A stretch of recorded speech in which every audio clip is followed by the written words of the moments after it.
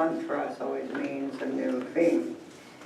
And this month, I told you, my whole month is based on Gregg Braden's book, Secrets of the Lost Mode of Prayer, because really, he's sharing what we teach, that there is a power within us, and that we can use it. We believe that 100%. So, I want to kick off the month with this theme that I'm calling today's talk, Let's Pray About That. And what is the that, you might ask? Well, that is anything. It's whatever's going on in your life. Whatever opportunities have presented themselves to you, whatever life challenges you may be facing, whatever decisions are awaiting your discovery, wherever you are in your life right now, today we're going to pray about it, following the guidance offered in Gregg's book, which refers to the first secret of the lost mode of prayer. So since our theme is prayer, I want to begin with a little story about prayer. I shared this once, so if you've heard it before, don't throw stones. In a small town in Texas, a new tavern business was being constructed in a building which was going to open up right next to a church. Well, the local church began a campaign to block the bar. They circulated petitions, and they held prayer vigils, and every Sunday in their church service, they would pray that the tavern would not get built. So work on the tavern progressed, however, right up until the week before the opening, when lightning struck and it burned the building to the ground. The church folks were rather smug in their outlook until the bar owner sued the church on the grounds that the church was ultimately responsible for the destruction of his building, either through direct or indirect actions on their part. In response to the lawsuit, the church vehemently denied all responsibility or any connection to the building's demise. As the case made its way into court, the judge looked over the paperwork, and at the hearing he commented, "I don't know how I'm going to decide this case, but it appears from the paperwork that we have a bar owner who believes in the power of prayer, an entire church congregation that does not." Well, we're a church congregation that absolutely believes in the power of prayer. And in our textbook, on page 283, this is what Dr. Holmes said, quote, "No class of people on earth believes more in prayer than we do. Our whole theory is based not only on the belief in spirit, but in the availability of it, its immediate response. We even go so far as to say in everyday language, pray right, and God cannot help responding," end quote. So what does it mean to pray right? Well, that gets into the first secret of the lost mode of prayer. And to introduce it, I'm going to read you a passage from the book. And this is a pretty long passage, and there are different versions of the book. I guess it's been printed more than once. So in my book, it's page 4. I don't know what it is in the other versions. It's a little long, but beautifully written, and speaks perfectly to the points I want to read it to. So consider this story time. This is from the book. "I was reeling from what I just heard. The cold from the stone floor beneath my knees had found its way through the dampness of the 2 layers of clothing that I'd worn that morning. Each day on the Tibetan plateau is both summer and winter. Summer in the direct high-altitude sun, and winter as the sun disappears behind the jagged peaks of the Himalayas, or behind the high temple walls like those that surrounded me. It felt as if there was nothing between my skin and the ancient stones on the floor beneath me, yet I couldn't leave. This was the reason why I had invited 20 others to join me in a journey that led us halfway around the world. On this day, we found ourselves in some of the most remote, isolated, magnificent, and sacred places of knowledge remaining on earth today, the monasteries of the Tibetan Plateau. For 14 days, we acclimated our bodies to the altitudes of more than 16,000 feet above sea level. We crossed an icy river in hand-hewn wooden barges and driven for hours, peering at one another over our surgical masks, which acted as filters for the dust that floated through the floorboards of our vintage Chinese bus. Although the bus seemed as old as the temples themselves, our translator assured me that it was not. Holding onto the seats around us and even onto one another, we had braced ourselves over washed-away bridges and roadless desert as we were jarred from the inside out, just to be at this very place in this precise moment. I thought, today is not about being warm. Today is a day for answers. I focused my attention directly into the eyes of the beautiful and timeless-looking man seated lotus-style in front of me, the abbot of the monastery. Through our translator, I'd asked him the same question that I'd asked each monk and nun that we'd met throughout our pilgrimage.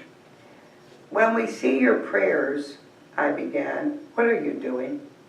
When we see you tone and change for 14 and 16 hours a day, when we see the bells, the bowls, the gongs, the chimes, the mudras, and the mantras on the outside, what is happening to you on the inside? As the translator shared the abbot's reply, a powerful sensation rippled through my body, and I knew that this was the reason we had come to this place. You have never seen our prayers, he answered, because a prayer cannot be seen. Adjusting the heavy wool robes beneath his feet, the abbot continued, what you have seen is what we do to create the feeling in our bodies. Feeling is the prayer. The clarity of the abbot's answer sent me reeling. His words echoed that idea that had been recorded in ancient Gnostic and Christian traditions more than 2,000 years ago. In early translations of the biblical book of John, chapter 16, verse 24, for example, we're invited to empower our prayers by being surrounded by feeling our desires fulfilled. Sound familiar? Just as the abbot suggested, ask without hidden motive and be surrounded by your answer.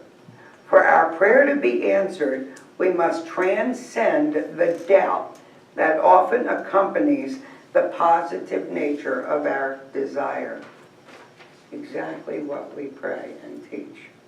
If the wisdom was that consistent over such vast periods of time, then it must be useful to us even today. Using nearly identical language, both the abbots and the scrolls were describing a form of prayer that has been largely forgotten in the West.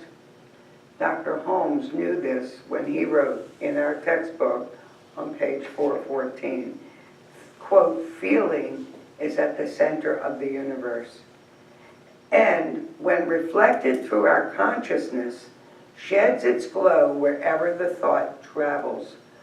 Law governs its action, and God himself fulfills its promise, end quote. And that, according to Braden, is the first secret of the lost mode of prayer, feeling the prayer. So I'm going to give you a concrete example of this form from his book, where he wrote a paragraph called Praying Rain. It was a time of extreme drought on the high deserts of northern New Mexico, and Braden's native friend David invited him to an ancient stone circle to pray rain.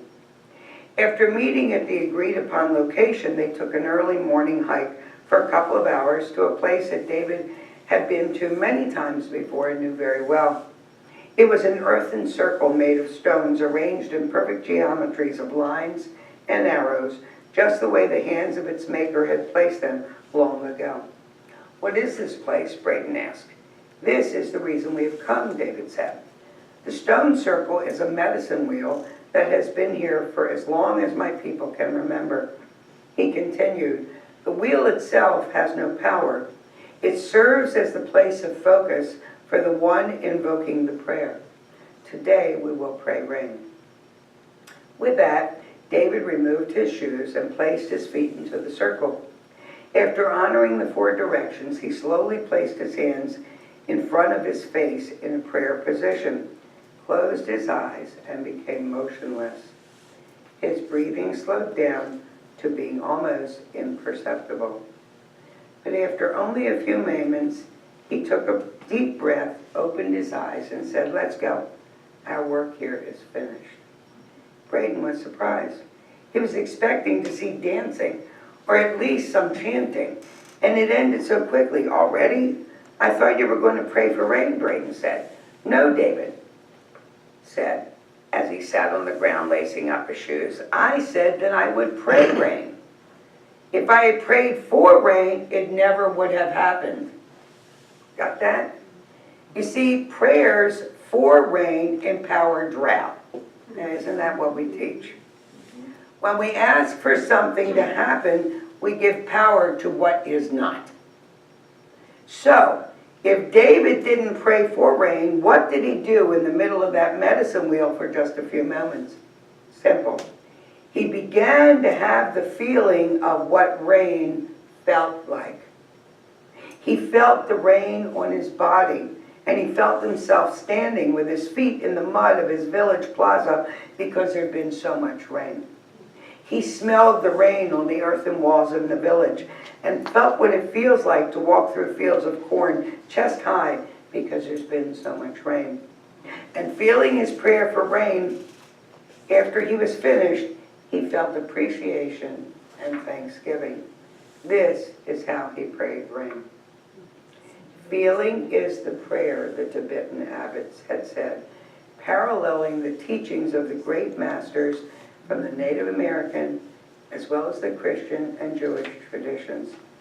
Pretty beautiful, pretty powerful, pretty simple, huh? On page 23 of the book, here's what Braden wrote, quote, feeling is the language that the mind of God recognizes. Feeling is the language that David used to invite rain to the desert.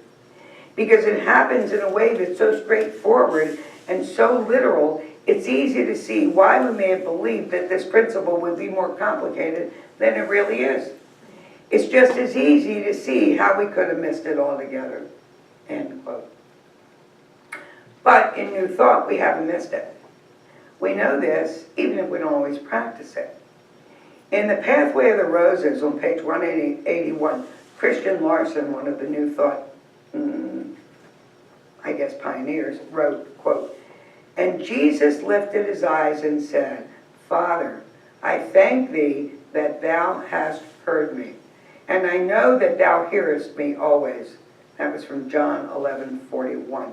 This statement was given before the answer to the prayer was received, and therefore an illustration of the very highest form of supreme faith. To thank God after you received what you asked for is simple. Any heart can do that. Any heart can be full of sublime gratitude, but to thank God before you have received what you intend to ask for and feel the fullness of that gratitude thrill every fiber of your being, this indeed is spirituality. This is exactly what we teach in prayer. We say thank you first, okay? Likewise, to be able to say that you know that God hears you always.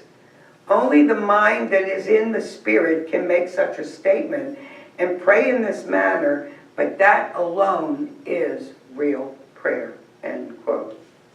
What our feelings do is made clear in another analogy by Braden in another book he wrote called The Isaiah Effect. In that book, there's a section called The Soup of All Creation. So here's the concept. The soup of creation exists as a state of possibilities. All of the components for all the things that we could ever conceive of and beyond including life itself, exists in this state of possibility. Now we teach that, correct? We teach it. Everything is available in a state of possibility. Although the components are there to build them, unless there's a trigger to nudge them into motion, nothing happens. This idea is very similar to creating rock candy from a jar of water saturated with sugar.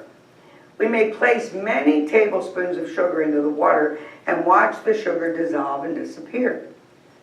Though we no longer see the sugar, we know there are several tablespoons hidden somewhere in that water. The sugar remains invisible until something comes along and changes the conditions of the water. There needs to be a catalyst. In this case, the catalyst is a string placed in the water. As the sugar-laden water seeps into the spring, it evaporates, leaving behind the sugar and making rock candy. When we create feelings about the things that we choose to experience in our world, our feelings are like the string in the sugar solution. Into the infinite possibilities of creation, we're placing a feeling picture, which is the catalyst for a new possibility. What do we teach here? We teach that the universe always says yes. What does that mean? That means that whatever we place into our subconscious mind, which we believe is the place of creation, it can't say, I don't want that thought. I don't want that feeling. It accepts it as your truth. So it accepts it as your truth. It then begins to work to bring it into form. When we create feelings about things we choose to experience, our feelings are like the string. This is the definition of the word's mental equivalent. For those of you that have taken classes, you've heard that term. It means creating in your mind the picture, the feeling, the experience that you want to have. Making a mold for the universe to fill. The key is to put your energy where you want it to go, not where you don't want it to go. And if you can't get it to where you want it to go, at least get it out of the worry and doubt. Do something to shift. Music, dance, pets, funny movie. In the book on page 2, Braden states, through this quality of feeling, the ancients believed that we're given direct access to the power of creation, the Spirit of God. So I'm going to give you another example. During World War II, a U.S. Marine was separated from his unit on the Pacific Island. The fighting had been very intense, and in the smoke and crossfire, he had lost touch with his troop. Alone in the jungle, he could hear enemy soldiers coming in his direction. Scrambling for cover, he found his way to a high ridge and to several small caves in the rock. Quickly, he crawled inside one of the caves. Although safe for the moment, he realized that once the enemy soldiers swept up the ridge, they would quickly search the caves and he would be found and most likely killed. As he waited, he decided to pray. And as he prayed, a feeling of protection came over him. He simply felt himself being completely and totally protected by God. The fear dissipated. He just knew that he would be okay. After praying, he lay quietly listening to the enemy begin to draw close. And once again, the fear welled up inside of him, and he even thought, well, I guess God isn't going to help me out of this one. Anybody ever do that? You don't have to answer. Okay. We have a moment of absolute clarity and a total feeling of conviction, and then all of a sudden the fear creeps right back in. And what do we do? What do we know to do? We go back and pray again. And we go back to feel that feeling again. And that is what he did. He noticed a spider beginning to build a web over the front of the cave. As he watched, listening to the enemy searching for him all the while, the spider layered strand after strand of the web across the opening of the cave. Ha, he thought, what I need is a brick wall, and God sends me a spider web. God certainly does have a sense of humor. But right next to this thought was a sense of calm, a feeling that in fact he would be okay. And as the enemy drew closer, he watched from the darkness of his hideout and could see them searching one cave after another. As they came to his cave, a moment of fear crept in again, and then something astonishing happened. After glancing in the direction of the cave, they moved on. Suddenly he realized that with the spider web over the entrance of the cave, it looked as if no one had entered for quite a long time. With that realization, his heart was filled with overflowing gratitude. You see, he had forgotten that in God, a spider's web is stronger than a brick wall.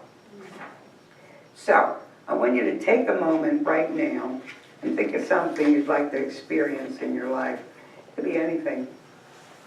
It may be the healing of a physical condition for yourself or somebody else, abundance for your family, finding the perfect person to share your life with, clarity around a decision, the ease and grace-filled unfoldment of an opportunity that you have before you, whatever you're thinking of, rather than asking for it to become present in your life, feel as though it is already done. Breathe in deeply and feel the fullness of your prayer fulfilled in every detail, in every way. Feel the gratitude for what your life is like with this prayer already answered. Whatever it is, just feel it already complete. Feel yourself enjoying it, experiencing it, doing it, whatever it may be.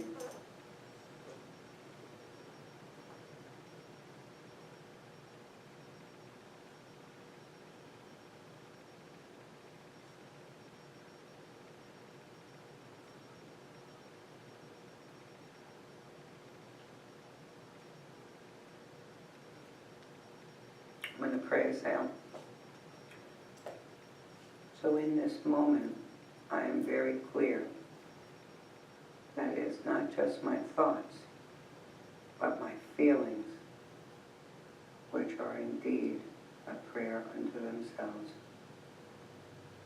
In this moment, for myself and for everyone present, I feel assured that all is unfolding perfectly because I feel the completion of that which I desired.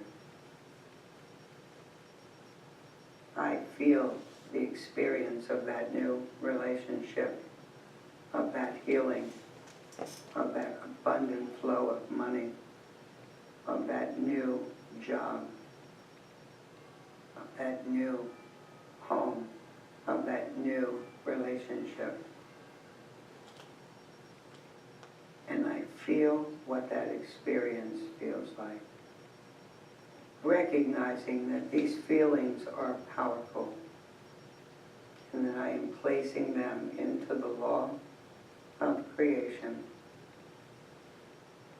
which absolutely brings into my experience my thoughts, my beliefs, and my feelings. Every morning this week, I commit to getting up and feeling my prayer. Going about my day in assured confidence that it is done. And giving thanks, deep, heartfelt gratitude for the good. So right here and right now, I name it, I claim it, and I commit to it. And I give thanks for my willingness and my ability to do this. Right this moment, moving forward, I feel confident that I can say yes and have a better and deeper understanding of God working in, as, and through my life. So with a grateful heart for knowing that this is done, I release my word and I allow it. And so it is. Inside of our program is our prosperity affirmation. Whether you give a financial donation